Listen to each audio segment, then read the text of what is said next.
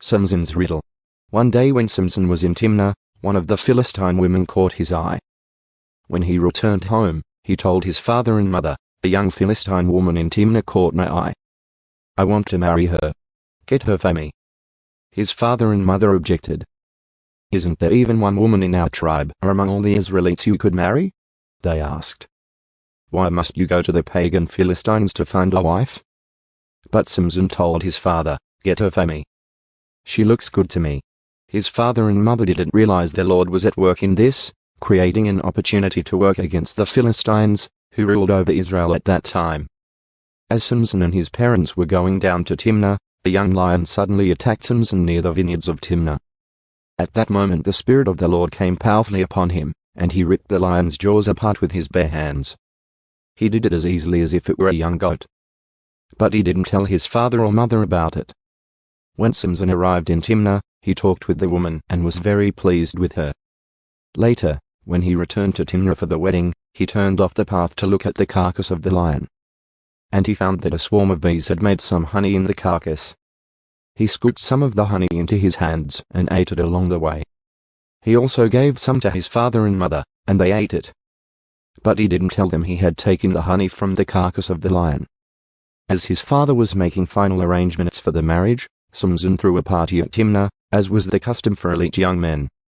When the bride's parents saw him, they selected 30 young men from the town to be his companions. Samson said to them, "Let me tell you a riddle. If you solve my riddle during these 7 days of the celebration, I will give you 30 fine linen robes and 30 sets of festive clothing.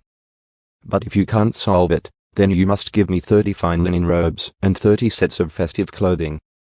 "All right," they agreed, "let's hear your riddle."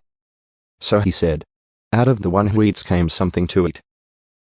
Out of the strong came something sweet." 3 days later they were still trying to figure it out. On the 4th day they said to Samson's wife, "Entice your husband to explain the riddle for us, or we will burn down your father's house with you in it.